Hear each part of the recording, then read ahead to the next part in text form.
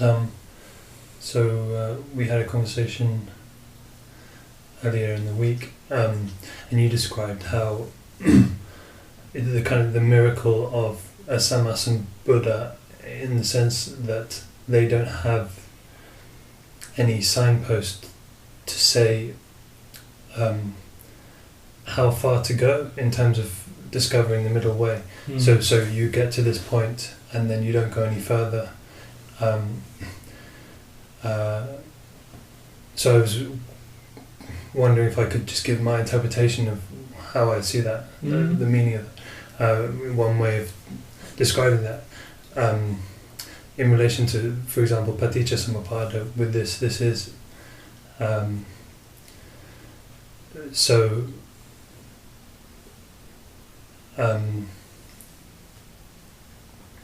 have no say in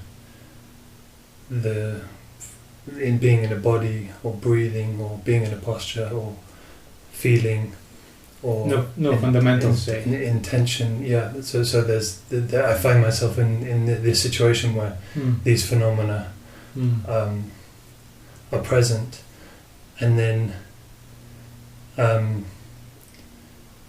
this sort of self, this sense of self, on top of these things which are not self, which are not in, which I have no say over. There is this sort of wanting pleasure and not wanting pain, and sort of distracting from the unpleasurability of the lack of control I have over my existence or existence. And so the point at which this sort of the middle way is basically seeing this responsibility for craving, that I am responsible for that, for this sense of self, this ignorance, or this perversion. But at the same time, there are phenomena which are broader or more general, that are still present. There is still this experience, but would it? Sorry. To put it concisely, would it be kind of like coming down to seeing what you can be responsible for, and what you cannot be responsible for, and the difference between the two, which sounds like something quite simple, but it turns out not to be so easy. So you're not trying to get rid of these things which you're not responsible for. You're not trying to interfere with that. But you are trying to discern what you are responsible for.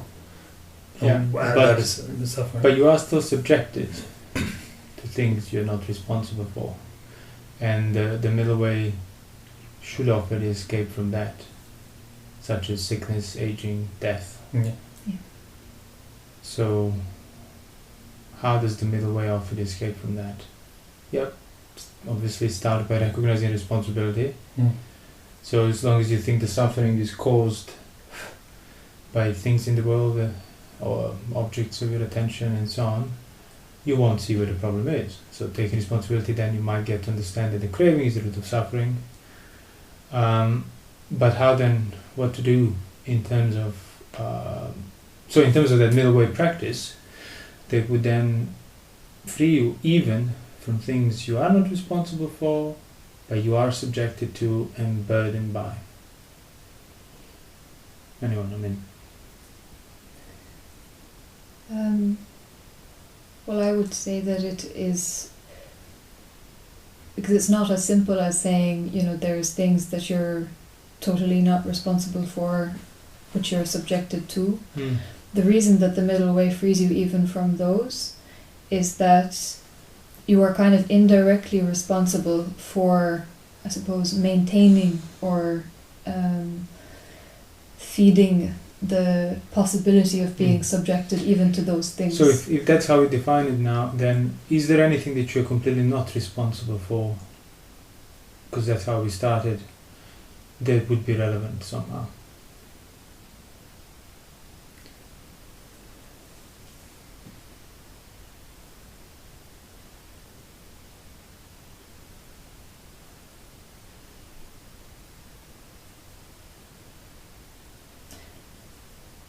I would say no.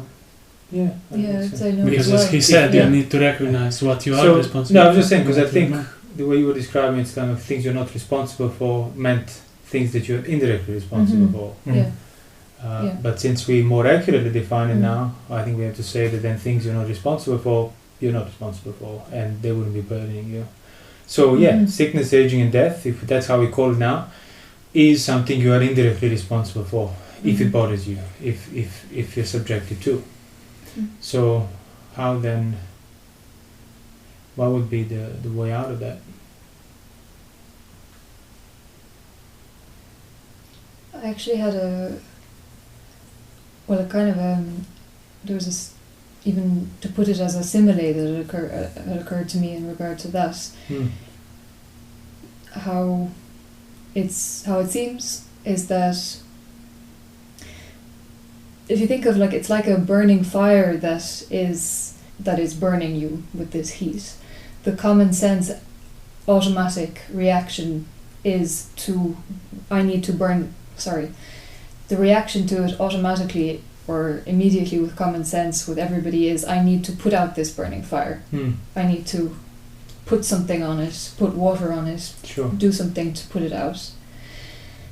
And that's the thing. What you realize with the middle way is that actually it's everything I put on this fire is actually adding to the fire. Yeah. And the reason that I'm burned by this burning fire, that it's there in the first place, is as a result of me over all of the past, all I've been doing all my life is adding to the fire, basically. Basically fueling it the fire inadvertently.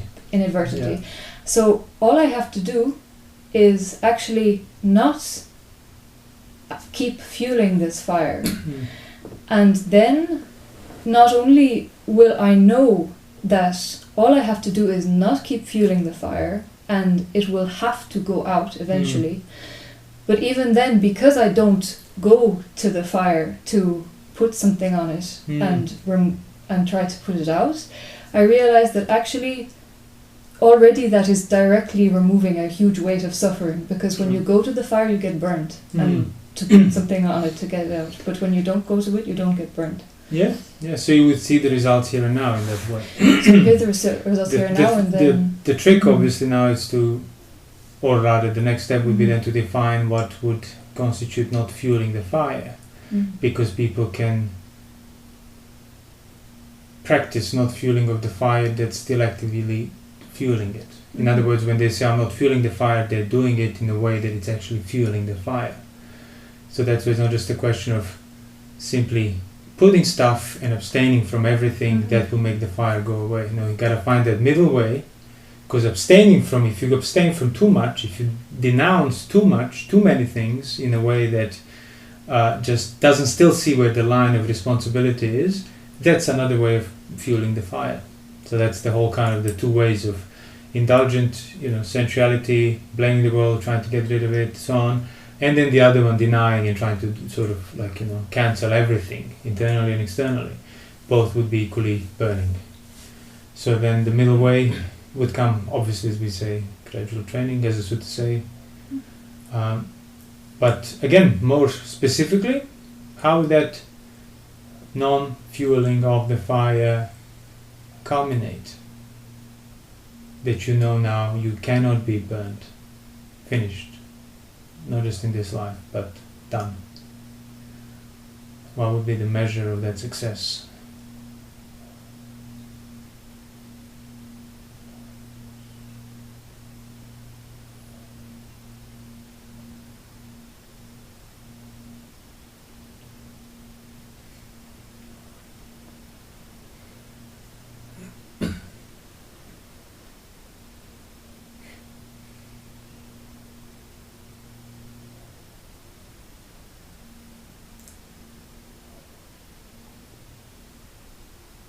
We said it last time. Yeah, so. I was thinking that it's the most obvious way to say it would be with the anatta, that there's complete Because it is, that is, anything. you know.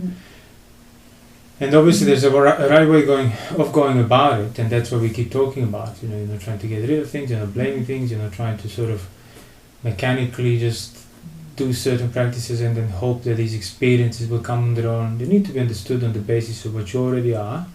But nevertheless, that should be the goal. So it's not just about enduring and putting up and not acting out and so on.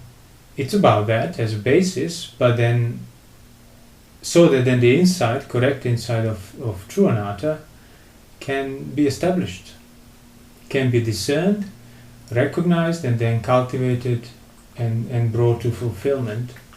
So, you know, like we mentioned before in the previous talk, Paticcasamuppada and so on, and it does boil down to that simultaneous principle. But if you read the suttas, you see it's kind of quite often described in many different ways, as you mentioned last time, I think, or time before.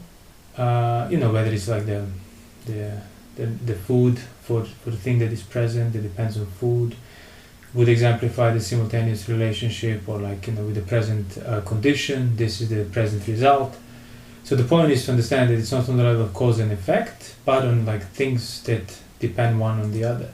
So as you said when you opened this up, you said, oh, this is the sense of self and so on, and then things that are not kind of in your control, that are kind of the inescapable limits of your situation. Those are the basis. You can't go outside of those. You can't go outside of the body, the posture, the perceptions, and so on. So then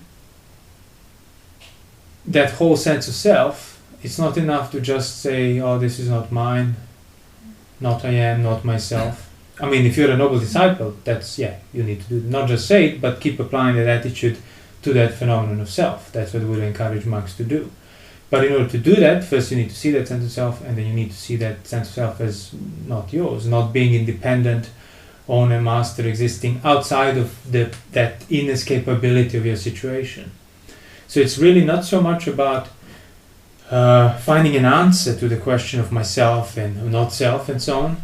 It's really about the mental practice of whatever that sense of self is, whichever way it endures, to see it as second, as within, as fully enclosed within this inescapable limits of this situation. You know, your body posture, your current enduring feeling, and so on. And then sustain it. Oh, what's next? No, that's it. Because you will fall from it, you know. And you obviously won't even do it rightly the first time. But if you know that it's supposed to, so you're not supposed to remove the sense of self. You're simply supposed to set it up through your attention and yoniso, that attention, as impossible to own while it is still there. So the sense of self, and you can all like recall your sense of self now as we speak. It has to be there. It doesn't matter whether it's exemplified through a clear thought or ambiguous. The sense of I am sitting here, that I am, it's obviously not this physical thing. But it's that gratuitous separation that's been maintained through desire, greed, aversion, delusion, and so on. So the question is not to like, as I said, remove or ignore the sense of self, but not to kind of try to force it either into, oh, it's not self, it's like this, it's like the floor, it's like these branches, as the sutta mentioned. No. So you want to there's a sense of self enduring, and there is a situation of this body, perception, sound, smell, taste, touch is enduring. So if that's too complex, you could simply say, oh, well, okay, there is this situation on the basis of this body, for whatever it is, to whatever extent it is, and there is this sense of self. Do you see that? Like, forget about, okay, so this is within the other, this is not mine, just that can come into play later. But for now, do you see your sense of self enduring simultaneously on a different plane from your five senses and your thoughts and everything else? So here and yonder, as my situation of this, infinite space, so to speak, and my sense of self kind of perpendicular to that, simultaneously here. Because at any given time, doesn't matter what you're engaged with, if somebody were to ask you, who are you or something, you would have that there. So, but the point is to not bother or not spend too much time trying to define who you are or who this I am is or what is. Just seeing it enduring there as this weird, ambiguous concept phenomenon that can never be, you can never put your finger on it, but it's always there. The point is to not even bother trying to put a finger on it, but to not lose the sight of it as something that is always there.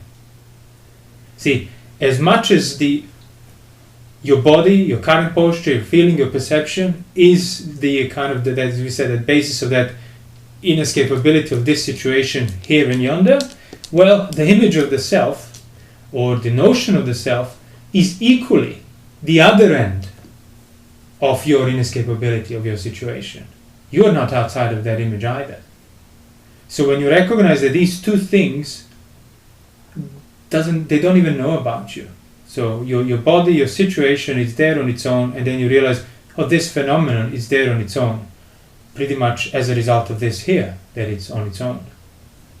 But of course, a sense of self being more ambiguous, more kind of in the background, less palpable, less measurable, always naturally kind of gets bundled with that aroma of subjectivity and mine and I am, because it's kind of, it's always above all of this, it's always outside all of this, it's always the observer of all of this. Well, it doesn't matter what kind of observer it is and how it might feel. The only reason it can be an observer is because there's this to be observed. If there is nothing to be observed, observer will not be self-aware of there's nothing defining it. So it's to recognize that it's not the observer comes first and this comes second, or this comes first. No, it's with the observer, this is, the observed is. With the observed, felt, perceived, tasted, touched, the observer is. So without, if your mind is calm within this principle and you have room to move without sort of falling off from it, so to speak, from this type of samadhi, sure, you can then think about various particular aspects of this relationship. But fundamentally, the point is simply to get very used to having a sense of self endure simultaneously with having this experience endure as it changes and you speak and you move and you stand up and so on. Two simultaneous things at the same time. And as we said before, if that becomes something you just see normally because you've been looking for it, that self-centered one point of view at the same time will be undermined simply through that. And as I was saying to you, and maybe even to you before the other day, that's how people practiced on account of faith, sadha in the Buddha. Like they had minimal instruction, and it's sometimes puzzling. You read the sutras and somebody just had faith and became an arahant as a result of it. People would think, oh, they had faith on the level of the Buddha was the greatest and I'm so devotional, so the enlightenment will happen to me because, I'm such a good follower. But no, actually, this is what it means. It means they understood this basic principle. They haven't understood any single implication afterwards. They didn't need to. But they stuck to the very basic recognition of with this is, yeah, which is... There was no teacher Samappada, the person didn't... Yeah, sure, exactly. Read the whole thing. He didn't, yeah. He just, as there were cases, says, Master Gautama explains the conditions of everything that has arisen. Now you can translate that in a manner of cause and effect, but you can also understand that the hetu, the condition, the basis means like, okay, so Master Gautama understands or teaches the undermining of the sense of self, the undermining of one through having two simultaneously present. And somebody understands that and sees it. So not just, that's a lovely idea, I have faith in it. I say, this sense of self and this. What if I stick to this and contemplate it? Out of faith in Master Gautama, they were so inspiring to see, they actually did it. And as a result of it, even without bothering or making effort towards kind of more specific clarifications and permutations, they arrived at the final goal of dispassion, because that is what's all that's needed. With this is. Without this would not be. Thus, anything else that you assumed is in between, it will just evaporate. Especially anything else that you assumed is mine and the pertaining to the core of that subjectivity, that will just vanish. It will just sort of dissipate. And that's all those other contemplations, like recognizing that this body, this situation of mind that I'm enclosed with, and so on, is dependent. It's sitting upon food, having food. Having to eat these external things as a whole, just the phenomenon of food, is why this body is alive, no other reason. You take that away, the body will not be able to remain alive. Or like the atmosphere and breathing, like the oxygen and things. Well, like the element of air, sure. The 4 great elements, they're in a particular arrangement that your body is made of. Mm. So you just need to add a bit more of one, remove a bit more of the other, and that's it. You won't be anymore. That's all it takes. And there was that reflection of recollecting, the great earth and the mountain, and, that they would crumble and get destroyed and broken.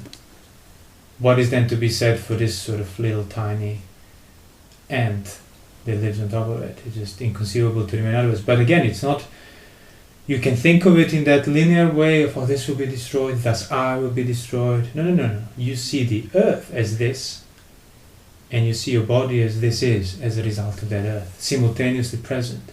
So if that earth, that is simultaneously the necessary condition for your entire existence, changes, that's it. You don't need to know what will happen to or rather witness what will happen to what this is, my body. You would immediately feel it. So, and that what you feel is what anatta is. So if you cultivate that on the basis of precepts, sense restraint and solitude, because otherwise you're just going to be dwelling with anxiety in and out, and trying to get rid of it as well with yourself. But if you have been cultivating the gradual training beforehand, this will actually be liberating. That undermining the sense of self in that directly simultaneous manner will feel like a relief from the burden, from the tension, from the presence. And that's why the Noble Eightfold Path is the way for that to become your experience established. Not just, this technique, I know, it's not entirely. So your actions, your intentions, your livelihood, all of that built up is contributing towards sustaining this up until it cannot be otherwise. The not self.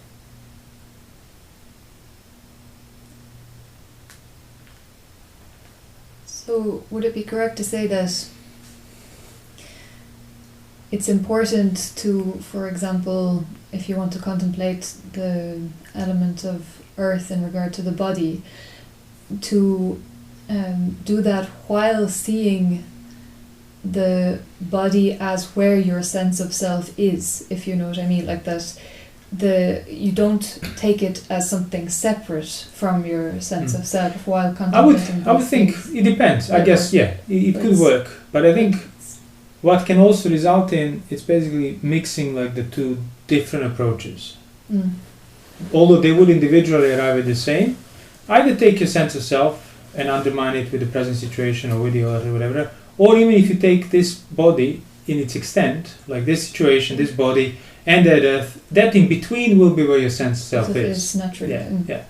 So if you set it up correctly, it cannot remain unaffected, in other words. But yes, sometimes this will feel clearer, sometimes something else will feel clearer. But the point is to keep trying to pretty much revoke and maintain that same direct principle, insight of that undermines itself. That doesn't require the owner, the master, the center, your sense of self to be there, witnessing, observing, experiencing, and so on. No, it's kind of stretched in between the two, and you realize, well, if either of these changes, my sense of self cannot remain. Thus, it's not mine. How can it be mine? Or this sense of self is the master controller of this great experience, except that it's neither the master nor in control of it. So it's just that. So what is it then? It doesn't matter what it is. What matters is that you keep confusing it as your subject, as your ownership, and so on. Remove that, then you'll see what it is. I mean, I can give you an answer, but then people say, okay, that's what the self is. But that's not the point. The point is not to find an answer to what self or not self is. The point is to remove that ownership through setting up correctly that necessary basis for its presence that cannot be your sense of self at the same time. Yet your sense of self fully sits upon it.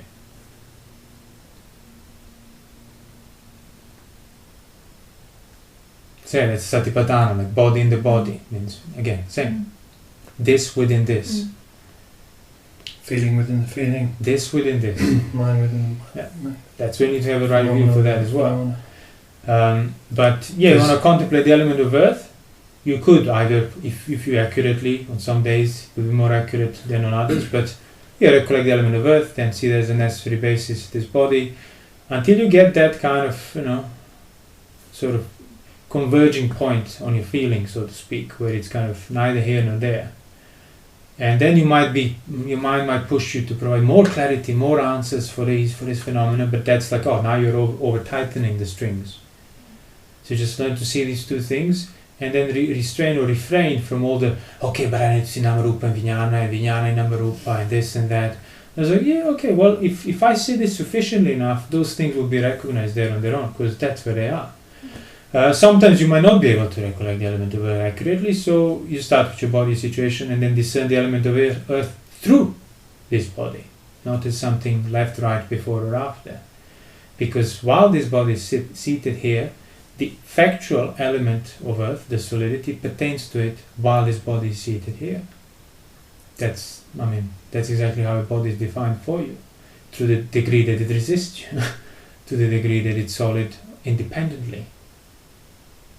And there you go. That's already enough of a degree for non-ownership of your situation. So what I do now, exactly, tune that further and let it play for as long as it endures. And when it stops enduring, when it disappears, then set it up again. So when you say when it stops enduring, means when you get distracted, your mind drifts away. So then I guess one way of describing that, it could be that you sort of you move back into more particular experiences. Yeah, you fell off from the balance. The general, this bigger. Well, picture. you either moved into like too general.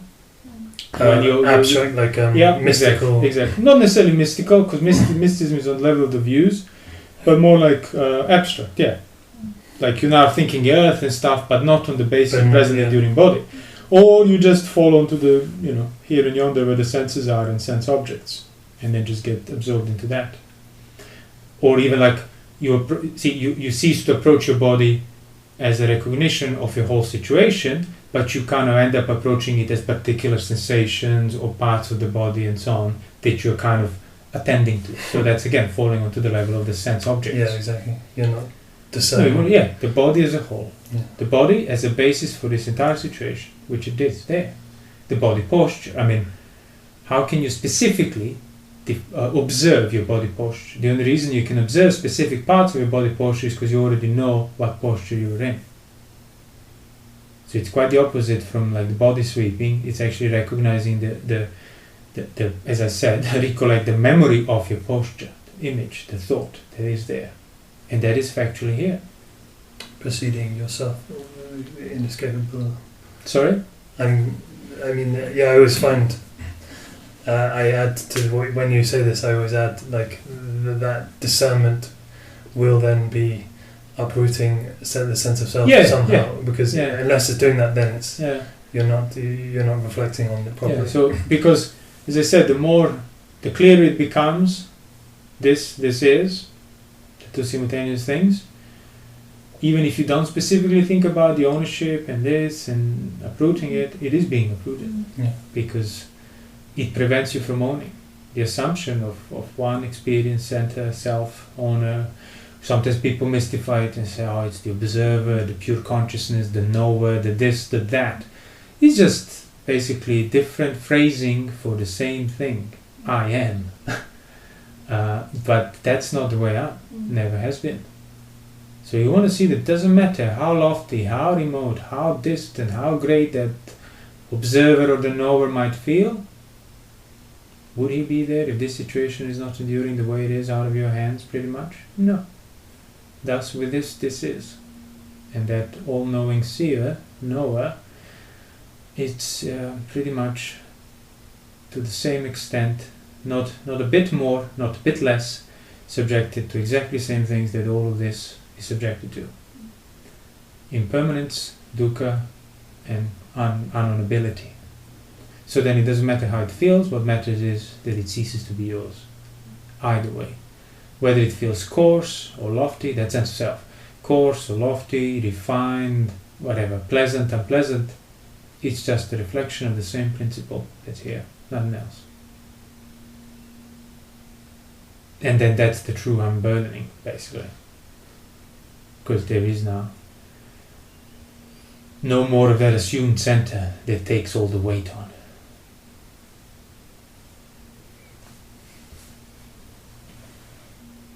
It's a bit like you said one of the other times, the more one sort of gets used to this type of contemplation, the less it will be dissonant in regards to the sense of security in the sense of self, if you know what I mean. Like that it's like, you know, if something you thought was so solid and so secure, the first time you realize that actually it's just this flimsy house of cards, it's like terrifying. Yeah. But now, you know, if it's just a house of cards, it's a house of cards. You don't expect it to be anything else. Yeah. If you through gradual training, sensory training, you actually stop fueling, stop adding more fuel to the fire of passion, aversion, and ownership, then the more of the same recognition that this house of cards is flimsy and is going to collapse, the more you have it, the less unpleasant it will be. So it was unpleasant not because of the recognition, but because of your emotional involvement with the house of cards, dependence on it, views, refusal to allow it to be otherwise. Out of that, again, gratuitous sense of ownership of the, like the self-centered experience. No, but I want it like this. The question is that even when the doubt cannot pervert the principle anymore, because it's part of it, it's within it. That's how you go beyond doubt, not by not having ability to doubt. Exactly. The doubt doesn't hinder the basic insight anymore. Yeah, exactly. It's very bad to think that doubt is a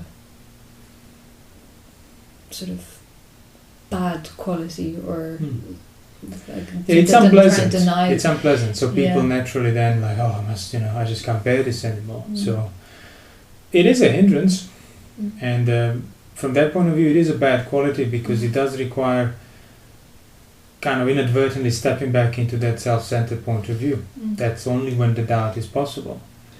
But if despite the doubt, in face of a doubting mind, you still see this is, that, because it is such a fundamental principle, that if you develop it sufficiently enough, doubt is obviously second to it. And even now you can see how doubt would be second to it. But the point is to keep having doubt included within the principle when doubt is there. So the question is not how not to doubt, the question is how to then surmount the doubt with the same principle of non-ownership.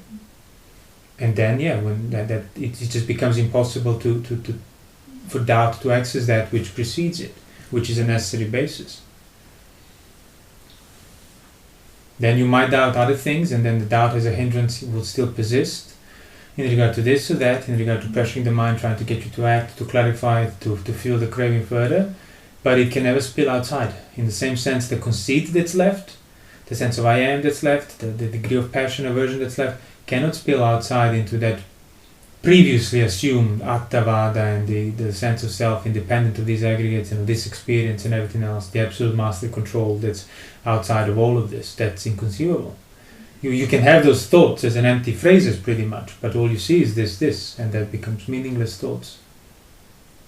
Like shells of your previous beliefs, so to speak, that now you know that were impossible. And the only reason they were there is because you didn't know it was impossible. You thought it was possible. You assumed possibility of being outside of this experience as a whole.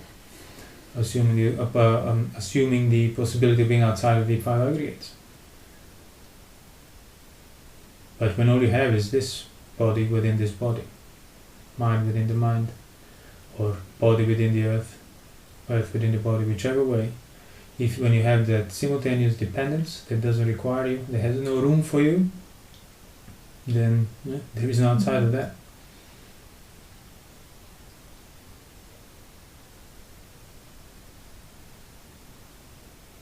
And that's good news. Initially, same as you just said in terms of the house of cards, having no outside will be scary because you assume that's where the freedom is, but it's not. If they were outside, that would be just another thing you're subjected to. So even worse thing that you're subjected to, even bigger thing that you're subjected to. But all you're subjected to is this and this. This is. which is all, which is the entire samsara, if left unchecked and ignored. But no, sometimes people can also think like, okay, maybe they don't take it on that level, but they think, oh, if I have the right view, this doubt would not exist. Like, doubting mind would not be able to be there. Oh, this is the It's other exactly discussion. the opposite. Basically. Well, Yeah, but it's like, no, you still are going to have a doubt. but the Vata no longer for the sort of. Well, exactly. So That's you the can, other discussion we had a few weeks ago. yeah. So it's just that how far can that doubt pervert the order? That will not be, that will be reined in. Yeah. Because again, your situation remains, you can have the doubting mind as this is. You can have any hindrance. With this is. With this, sensuality is. With this, ill will is. But you can't doubt that principle. Well, yeah, you can say that, but you can still doubt whatever your doubt turns it. You just to recognize that while you're doubting it, there is a simultaneously enduring basis that's a necessary basis for that doubt. So that doubt is not yours, there is no outside of it. Yeah, so because doubt is always about something. There is something that you're doubting. You cannot just have the phenomenon of doubt sitting there in a vacuum. So even from that point of view, it's intentional. And as such, there has to be something that's doubted. Yeah, So a necessary basis in you, but it's just that you put that craving and pressure of doubt first, and that which is doubted second. And then it's endless. So you can doubt the principle. You Right. can. You can take it as an object and start doubting it. Yeah. Even But that, of course, doesn't mean that, like, when you start doubting it, when you took it as an object, it ceases basically to be seen as the actual principle. Yeah. But then somebody who has the right view would know that that is not in accordance with the right view, I presume. What? Well, what you just said. That the principle is just an idea. Yeah. But there's a difference between thinking about a principle, And extrapolating it in an idea, which is very much something you can doubt. That's what the Buddha asked the monks. Monks, the one who is not clear about this, that endures here and now, is he doubtful? Yes. The one who is clear, can he be doubtful? No. That's the point. But yes, so if you lose the clarity of this on a present basis, and start thinking about it in terms of abstract thoughts, then that's not the principle anymore, although it's the principle. It's the ingredients of the principle. The principle is only when your situation is the basis of it, when it's included, when it's felt, when it's there. Yeah. And so that would be Kind of a limit, though, to how far then you could continue. Well, no, if you have you understood can't that really- principle and developed it to the extent necessary, whereby you realize, my mind can turn to it, but it's ridiculous because I see that doubt within the principle. Nothing can change. Then the mind will stop trying to doubt it. Yeah, so then that needs to be seen once only, I presume. No. Oh, it's not like that. Same. There's going to be like polishing of the dirty brass pot, and each time is going to be cleaner, but only next time you'll see they can be even cleaner. You described it this week. We were talking about as like a stretch every time. Like like if your mind sort of falls onto the senses or goes into the abstractions, it's almost like a mental stretch to hold on. This situation as a whole, this body, element of earth within it, or whatever, this sense of self on the basis of this present enduring situation of the senses. So two simultaneous things. And then you fall from it, sometimes just too doubtful to begin with. That means maybe you're trying too forcefully to set it up. The point is to discern the principle on account of what's already enduring, not do it on account of, okay, now I shall see this. Because that's always going to give rise to craving. So that's how we learn to think without craving as well, to intend without craving. You intend on the basis of what's already there, semi-intended, so to speak. So to start with the situation as a whole, and within that, discern rightly, rather than starting with... So you start with situation as a whole, with what you're attending, but within that, you don't attend the next thing, you discern the origin of that attention that's simultaneously present. So, manasikara and the yonis of it. So with this is. That's what that means.